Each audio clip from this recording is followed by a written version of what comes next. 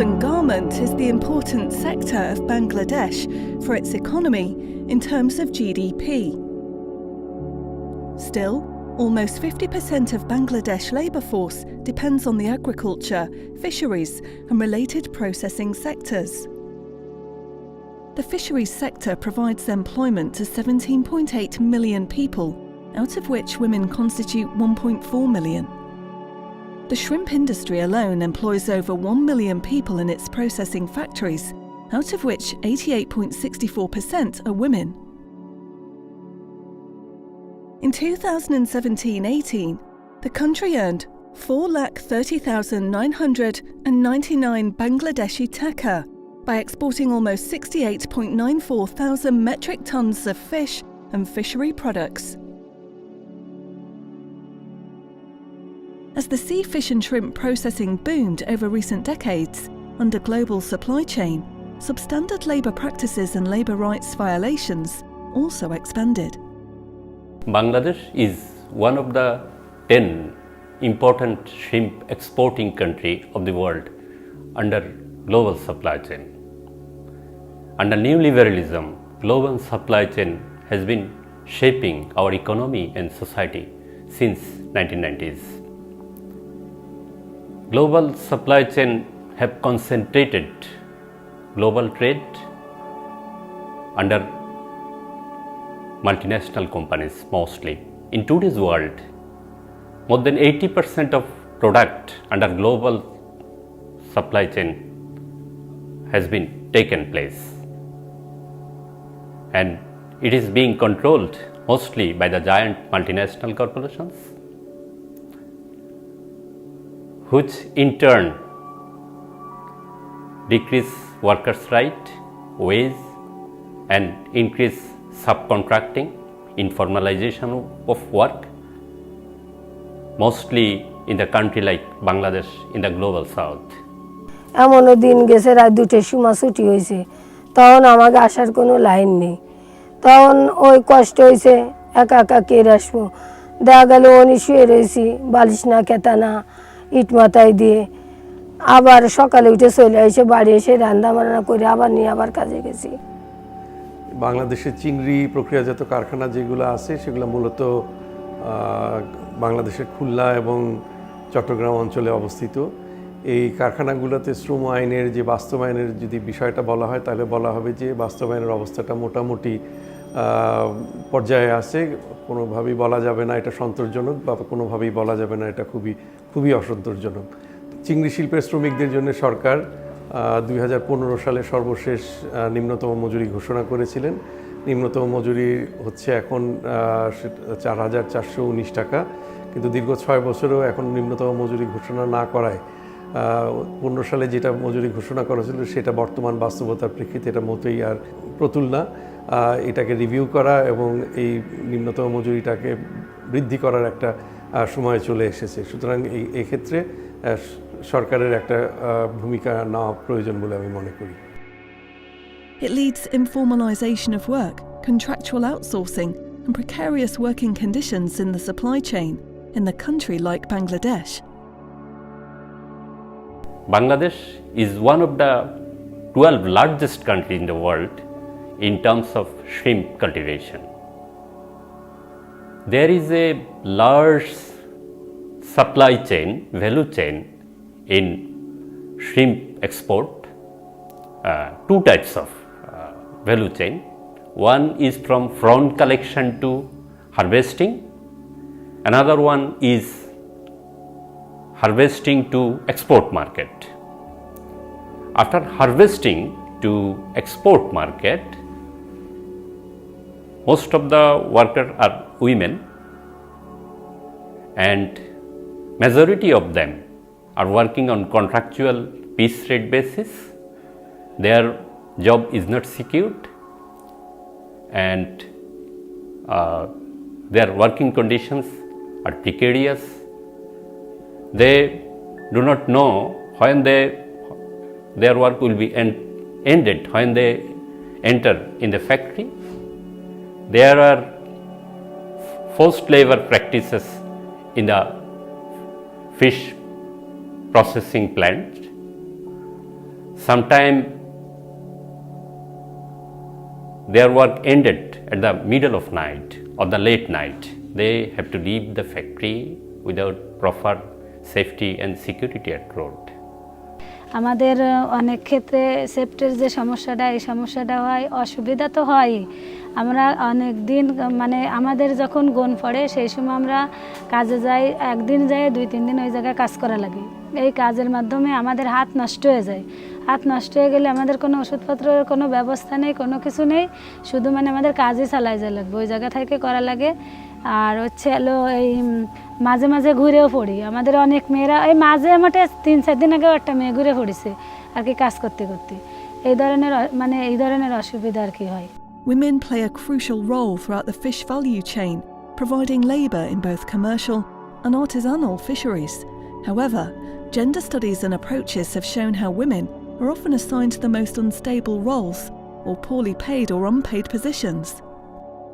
আমি মাছের জগতে গেছি 17 বছর। যাওয়ার পরে আমি ওইখানে সুযোগ সুবিধা পাইছি, আবার পাইনি।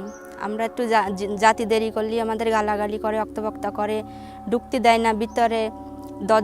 10 জনের জায়গায় 7 জন যদি নিয়ে যায় তাহলে আমাদের বের করে দেয়, মাছে হাত দিতে দেয় না।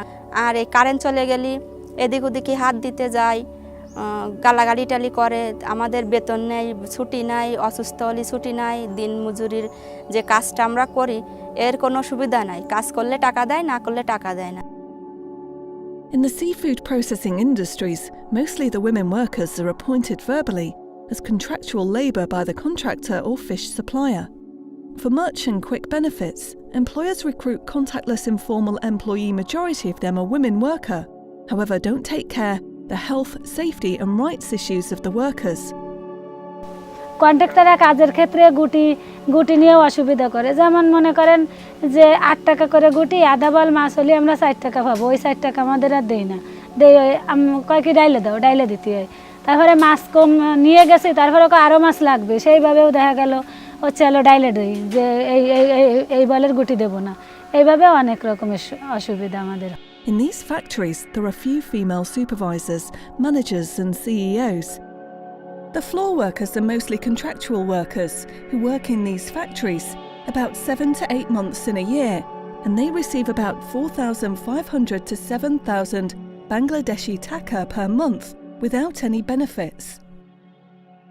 Majority women workers don't get appointment letters, service book or ID cards. একটা শ্রমিক নিয়োগ দিতে গেলে তার নিয়োগপত্র দিতে হবে, তার পরিচয়পত্র দিতে হবে, তার সার্ভিস বুক দিতে হবে এবং সাথে সাথে তার চাকরির যে নিয়মকানুন সেটা তার ওই সার্ভিস বুকে বর্ণিত থাকবে। কিন্তু এগুলো কিছুই হচ্ছে না। এই জিনিসটা যদি হয় তাহলে কিন্তু শ্রমিকরা তাদের অধিকার সমূহ প্রতিষ্ঠিত করতে পারে। সর্বনিম্ন মজুরি বোর্ড তাদের জন্য ঘোষণা হয়েছে এবং সর্বশেষ যেটা তার 4,600 টাকা হলো সর্বনিম্ন মজুরি, কিন্তু সেটাও বাস্তবায়িত হচ্ছে না। তারা স্থায়ী শ্রমিক না বিদায় এবং তাদের কন্ট্রাক্ট ভিত্তিতে নিয়োগ করা হয়, যার জন্য তারা এই সুযোগ সুবিধাগুলো পায় না। এবং এই কন্ট্রাক্ট ভিত্তিতেই সেখানে সবচেয়ে বড় অধিকার আদায়ের জন্য অন্তরায়। Permanent workers get safety gear like mask, cap, apron, gloves, gumboot, etc., and some facilities like medicine and sanitary fabrics, a place to take rest, festival bonus, etc. But the contractual workers ignored, even cannot claim their legal rights.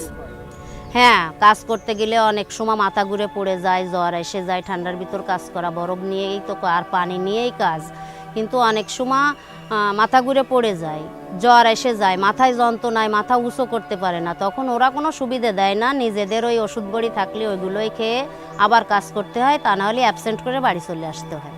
Manager 5 তারিখের বেতন দেওয়ার কথা বলি 15 তারিখ পর্যন্ত ওরা ঘুরাতে থাকে। তারপরও এখন বেতনটা এক মাসের বেতনটা একসাথে পাই, ওইটা নিয়েই আমরা সংসারটা চালানোর চেষ্টা করি, তবে টাইম মতো বেতনটা দেয় না। যখন আমার স্বামী মারা যায় তখন আমার খুব কষ্ট ছিল, বাচ্চা কিভাবে লেখাপড়া শিখাবো, তার ভবিষ্যৎ কি করব, তার প্রকল্প কি করব, এই নিয়ে আমি খুলনা টাউনে আসি। আসার পরে অনেক চাকরির জন্য গিয়েছি অনেক জায়গায়, কিন্তু অবলম্বন হয়নি। পরে লাস্টে মাছ কোম্পানির জগৎ বেছে গেছে। রোজ হিসাবে কাজ করলে আমাদের ভিতরে 260 টাকা পড়তে পারে, আর আমরা ডেইলি মাসিক হিসাবে 7,000 টাকা বেতনে চাকরি করি। In the salary system, also have inequality among men and women, permanent contractual workers. Due to long time work in a very cold environment, posture from sitting or standing for long hours, and for the job pattern. আমি এই চিংড়ি শ্রমিক ফ্যাক্টরিতে হচ্ছে এই 10 বছর নাগাদ হচ্ছে আমি চাকরি করে যাচ্ছি। 3 মাস হচ্ছে ছুটিতে আমি বর্তমান এখন আছি। আমার কিছুদিন আগে হচ্ছে ছোট একটা বেবি হয়েছে, এই কারণে হচ্ছে আমি 3 মাস যাবত ওই বাড়িতে হচ্ছে আমি রেস্টে আছি। চাকরির প্রথম থেকে শুরু করে আমি 1650 টাকায় হচ্ছে চাকরিতে ইনভলভ ছিলাম। তারপর হচ্ছে এখন সেইখানেতে বেতন হইতে হইতে এই কিছুদিন যাবত হচ্ছে 3260 টাকা পর্যন্ত চাকরিতে হচ্ছে আমি ছিলাম, নিয়োজিত ছিলাম। মাঝে মাঝে অনেক সময় হচ্ছে ঝুঁকিপূর্ণ যে কাজগুলো সেই সাইডে হচ্ছে কেউ অ্যাক্সিডেন্ট করতো, যেরকমের হচ্ছে মেশিন সাইডের ছেলেরা অ্যাক্সিডেন্ট করতো, বেল্টে কিছু ক্যাজুয়াল ছিল, ওরা হচ্ছে অনেক সময় মাছ উঠাইতে যাইয়ে হাতে অনেক সমস্যা হইতো, স্লিপ খেয়ে ড্রেনের পাশে পড়ে হচ্ছে পায়ে আঘাত ঘটতো। সেই ক্ষেত্রে হচ্ছে লোকজন কম থাকার কারণে আমাদেরও ওই সময় যদি কোনো সমস্যা হইতো তখন আমাদেরও রাগমন্দ করতো, ছুটিটা দিতে চাইতো না। আমরা দেখতে পাচ্ছি যে চিংড়ি শিল্পে ক্রমাগত বেশি করে আপনার দৈনিক ভিত্তিতে মজুরি ভিত্তিক শ্রমিক নিয়োগ করা হচ্ছে, অর্থাৎ স্থায়ী শ্রমিকের পরিমাণ কমে যাচ্ছে, কিন্তু কন্ট্রাক্টর বা তৃতীয় পক্ষের মাধ্যমে শ্রমিক নিয়োগের প্রবণতাটা অনেক বাড়ছে।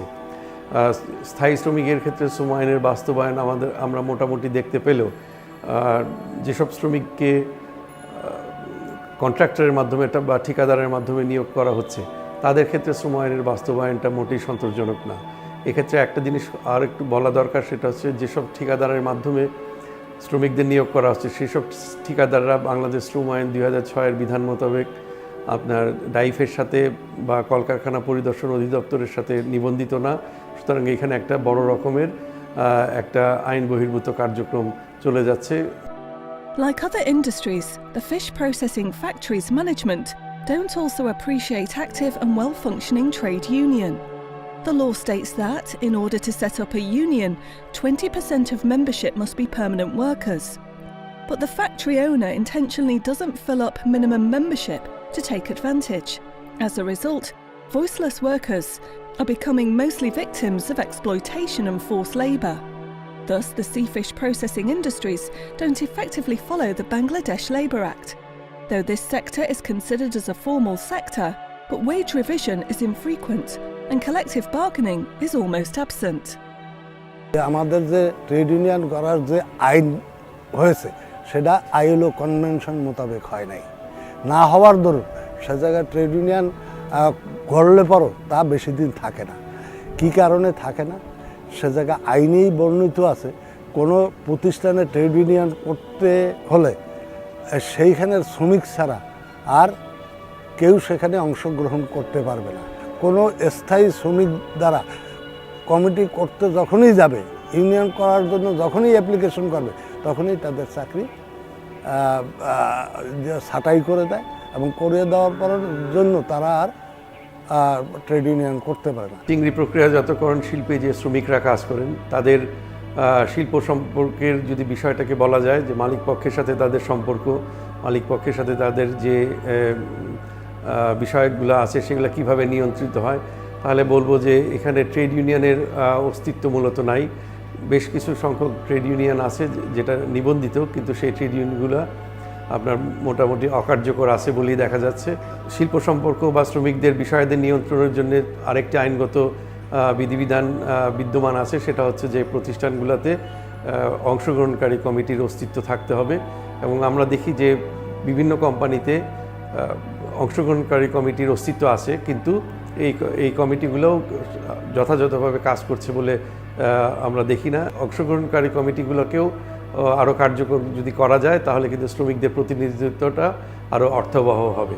এক্ষেত্রে আমি জোর দিতে চাই যে যেসব প্রতিষ্ঠানগুলি সমূহে অংশগ্রহণকারী কমিটি আছে সেখানে যে শ্রমিকদের যে প্রতিনিধি যারা আছেন তারা শ্রমিকদের দ্বারাই নির্বাচিত হন, কিন্তু অনেক ক্ষেত্রেই দেখা যাচ্ছে যে অনেক প্রতিষ্ঠানের এই যে শ্রমিকদের যারা প্রতিনিধি নির্বাচিত হয়েছেন তাদের মেয়াদ উত্তীর্ণ হয়ে গেছে, কিন্তু সেই সব প্রতিষ্ঠানের শ্রমিকদের প্রতিনিধি নির্বাচনের জন্য এখনও পর্যন্ত কোনো পদক্ষেপ গ্রহণ করা হচ্ছে না।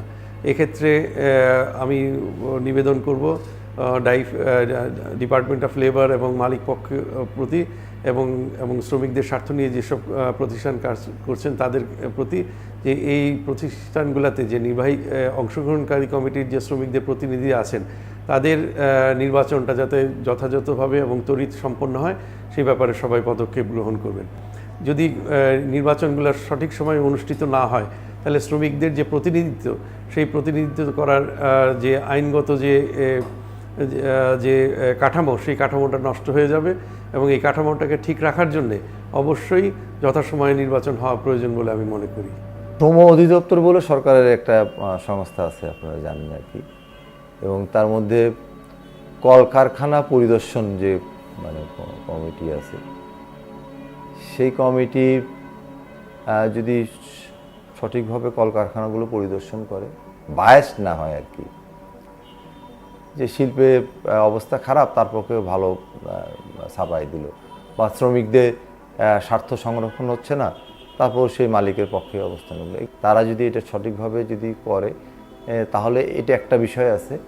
একটা হচ্ছিল মালিককে মালিক হতে হবে, যে আমি একটা ফ্যাক্টরির মালিক, আমি যদি শিল্পর যদি উৎপাদন বৃদ্ধি পায় তাহলে আমি লাভবান হব, রাষ্ট্র লাভবান হব, একই সঙ্গে শ্রমিক যে কাজ করছে সেও লাভবান হবে। আপনাদের শ্রম আইনে আছে লাভ্যাংশে একটা অংশ কিন্তু শ্রমিককে দেওয়া, সেটা দেওয়া হয় না।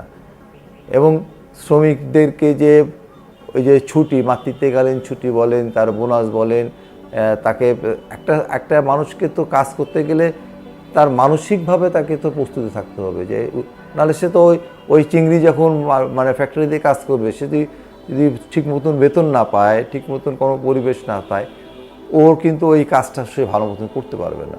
এই শ্রমিকরা যখন আন্দোলন করে তখন তারা স্বাভাবিকভাবেই প্রশাসনকে ব্যবহার করার চেষ্টা করে তাদের স্বার্থে, এবং শ্রমিক নেতৃবৃন্দর নামের নানান সময় হুমকি ধামকি, মামলা দেওয়া, যারা স্থানীয় যারা বেসিক ইউনিয়ন করে তাদেরকে চাকরিচ্যুত করা, এবং এক সময় দেখা যাচ্ছে যে ওরা লে অফ পর্যন্ত ফ্যাক্টরি করে দেয় আর কি, কোনো করতে পারছে না, শেষ পর্যন্ত লে অফ করে দিল আর কি, যেটা শ্রম আইনের কোনো তোয়াক্কা না করে ও লে অফ ঘোষণা করে দিল, শ্রম আইনের তোয়াক্কা না করে ও ফ্যাক্টরি বন্ধ কর, ফাইনালি যদি না পারে, শ্রম আইনে তোয়াক্কা না করে শ্রমিককে নোটিশ না দিয়ে ওকে চাকরিচ্যুত করে দিল আর কি। এবং স্পেসিফিক এই যে চিংড়ি শিল্পের কথা বলছি, এদের তো কোনো ধরনের কোনো ছিল না, ওদের আইডি কার্ড ছিল না, নিয়োগপত্র ছিল না, ওদের কোনো কিছু ছিল না। পরে ওটা ট্রেড ইউনিয়ন নেতৃবৃন্দ এবং শ্রমিক, ওখানে যারা স্থানীয় শ্রমিক, তাদের আন্দোলনের ফলে কিছু কারখানায় এটা পড়েছে। সবচেয়ে যেটা হলো উল্লেখযোগ্য ব্যাপার সেটা হলো বাংলাদেশ শ্রম আইন 2006 সম্পর্কে নারী শ্রমিক বলেন টোটাল শ্রমিকদের কোনো আইডিয়া নেই আমি বলবো। হ্যাঁ, তো এই সম্পর্কে তারা অজ্ঞাত, তাদের অ্যাওয়ারনেস বিল্ড আপের খুব দরকার। অধিকার কখনো কেউ কাউকে এমনি দেয় না। আমি একজন মৎস্য শ্রমিকই ছিলাম, নারী শ্রমিক, দীর্ঘদিন কাজ করেছি আমি ওই সেক্টরে এবং ওখানে কাজ করাকালীন আমি 8টা ইউনিয়নের লিড দিয়েছি। আমার লিডিংয়ে 8টা ইউনিয়ন হয়েছিল, এবং তারা যখন তাদের যে চার্টার অফ ডিমান্ড যে পেশ করলো, তখনই যে তাদেরকে যে ইসি কমিটি থেকে তাদেরকে বাদ দেওয়া হলো, তাদের প্রত্যাহার করে দেওয়া হলো, বের করে দেওয়া হলো, এবং তারপরে ট্রেড ইউনিয়ন এই সেক্টরে আর নেই বললেই চলে। 9 সাল, 11 সাল, 12 সাল এর মধ্যে আমরা কিছু ইউনিয়ন করছিলাম, প্রায় 14টা ইউনিয়ন করছিলাম। সেগুলো খাতায় আছে, কিন্তু তার কার্যকারিতা নাই। তারা একেবারে মালিক দ্বারা নিয়ন্ত্রিত। এর কারণ একটাই যে তাদের চাকরি অফ করে দেয়, যার ফলে তারা সেই ইউনিয়ন করতে পারে না। এক্ষেত্রে শ্রমিক কর্মচারী ঐক্য পরিষদ এবং কিছু এনজিও, বিশেষ করে কর্মজীবী নারী এবং বিলস, এরা গুরুত্বপূর্ণ ভূমিকা রাখছে যাতে শ্রমিকরা সংগঠিত হতে পারে। During the COVID-19 pandemic period, most of the contractual women workers did not get salary. As a result, their life became more crude without social security. In the way the workers became more poor, some become victim of domestic violence for poverty, lost their social dignity. এই যে মালিক পক্ষ শ্রমিকদের নামে মামলা দেয়, মালিক পক্ষ যাই trade union নেতৃবৃন্দের বিরুদ্ধে মামলা দেয়, তাদেরকে নানানভাবে ভয়ভীতি হুমকি দেওয়ার চেষ্টা করে এবং পুলিশও স্থানীয়ভাবে যারা এমনকি স্থানীয় যারা জনপ্রতিনিধি আছে তারা যদি মানে শ্রমিক বান্ধব না হয় তাদেরকেও আমাদের বিরুদ্ধে ব্যবহার করার চেষ্টা করে। ফলে এই প্রতিবন্ধকতাগুলো তো আমাদেরকে ফেস করতে হয়। স্বাধীনতার সুবর্ণ জয়ন্তীতে একথা স্বীকার করতেই হবে, সংবিধান অনুযায়ী বাংলাদেশে নারী পুরুষের যেই সমতার কথা বলা আছে সেই সমতা এখনও আমরা অর্জন করতে পারিনি। পুরুষ এবং নারী এখনও ভিন্ন দৃষ্টিতেই দেখা হচ্ছে। নারী একজন কর্মজীবী, নারী একজন শ্রমিক, নারী একজন মা, নারী একজন বধূ। এ প্রত্যেকেরই একটি আলাদা আলাদা চরিত্র বৈশিষ্ট্য রয়েছে, কিন্তু পুরুষতান্ত্রিক সমাজে নারীরা সবসময়ই একটি ভোগের বস্তু। নারীরা বিশেষ কোনো অবস্থানে থাকবার পরেও তারা নারী, আর সে কারণেই সকল নারী কর্মজীবী নারী এই স্লোগানে উচ্চারিত করেই আমরা 1991 সালে যাত্রা শুরু করেছিলাম কর্মজীবী নারী নামক সংগঠনটি।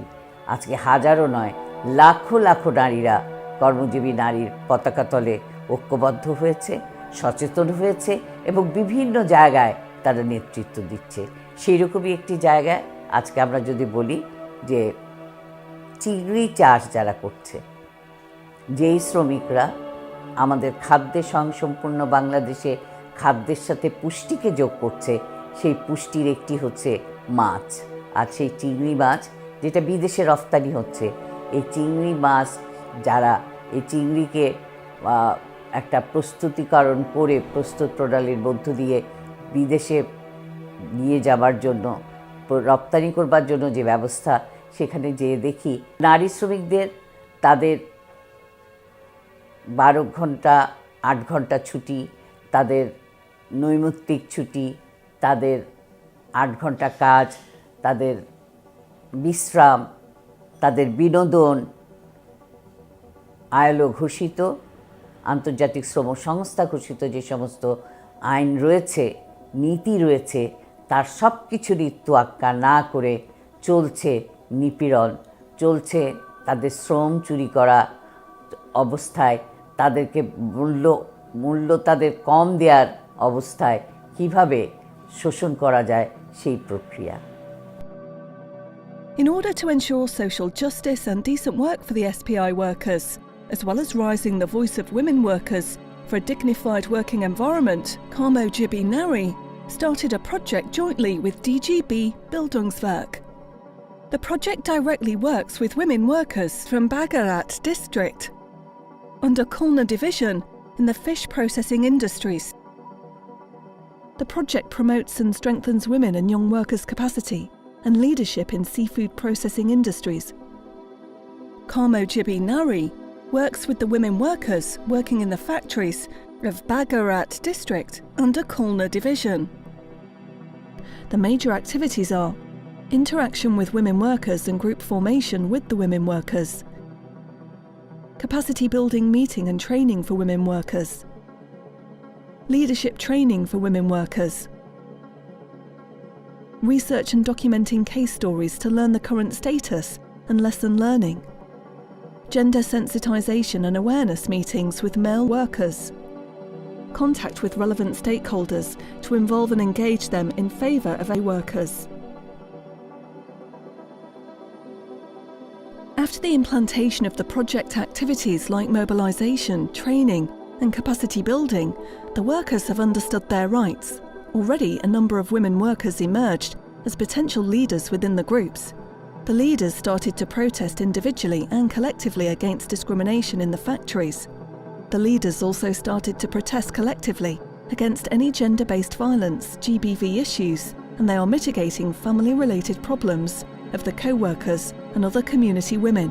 They are now aware about the usefulness to form and join in the unions. They have understood that their collective voice builds power. এই কাজে আগে কোনো সুবিধা ছিল না, কিন্তু এখন সুবিধা নিজেদেরই করে নিতে হয়েছে।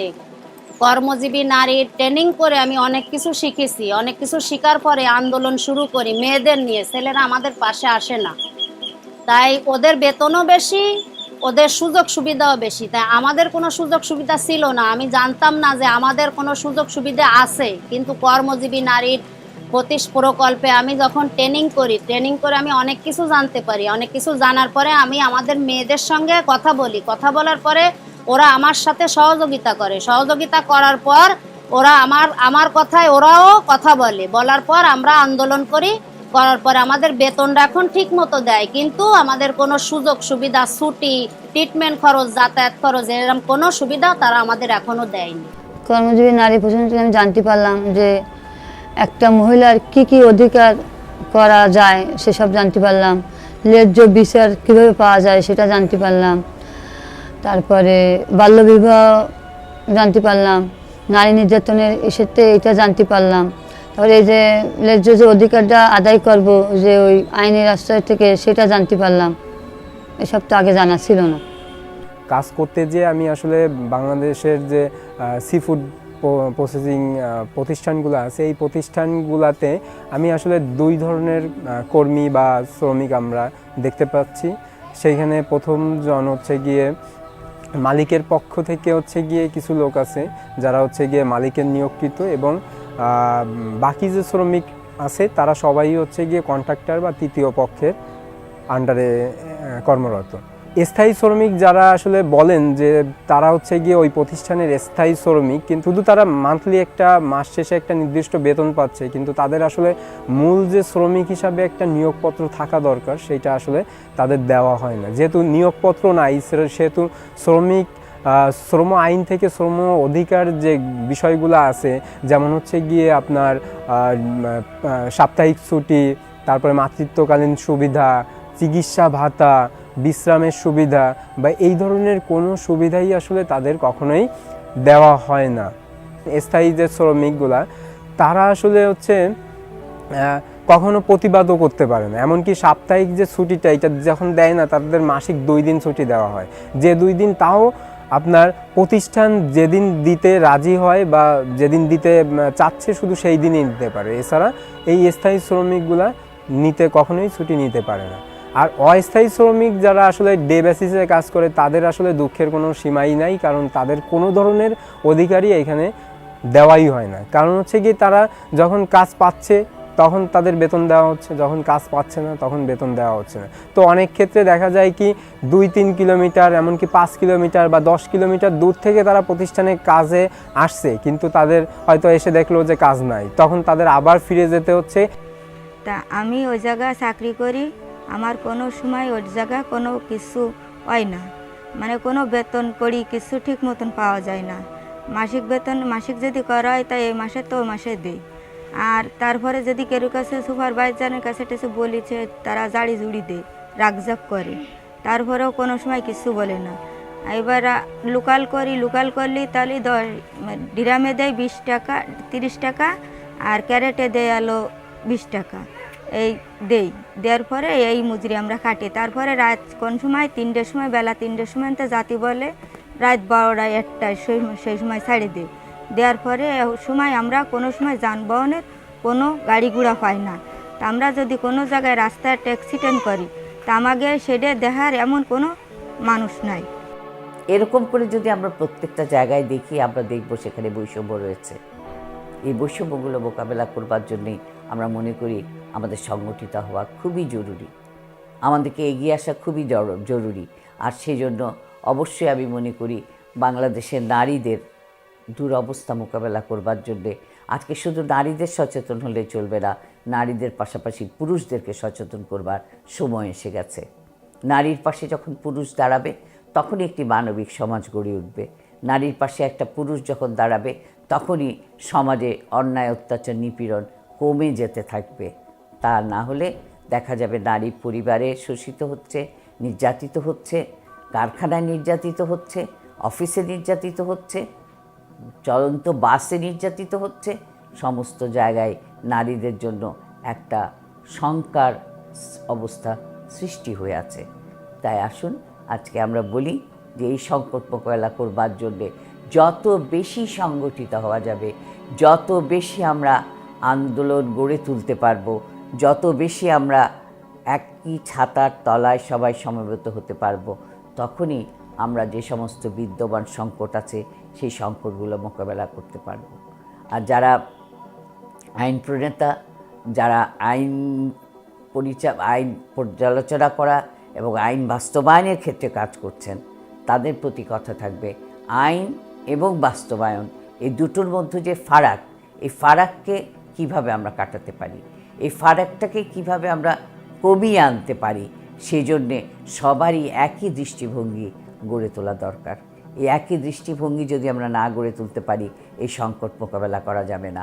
এবং একই সঙ্গে সঙ্গে আমি বলতে চাই, আজকে মালিক শ্রমিক এই সম্পর্কে উন্নয়নের প্রশ্নে একই ধারায় কাজ করবার কথা, কিন্তু সে মালিক যদি শ্রমিককে শোষণ করতে চায়, মালিক যদি শ্রমকে শোষণ করে নিয়ে লাভ করতে চায়, তাহলে কিন্তু এখানে কখনোই ঐক্যমত্য তৈরি করা সম্ভব না।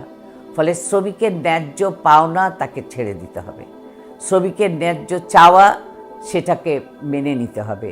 একদিকে সমস্ত শ্রমজীবী মানুষকে ঐক্যবদ্ধ করা এবং অন্যদিকে লাগাতারভাবে যে আইন রয়েছে সে আইন বাস্তবায়নের জন্য প্রচেষ্টা অব্যাহত রাখাটাই হবে আজকের সবচেয়ে বড় কাজ।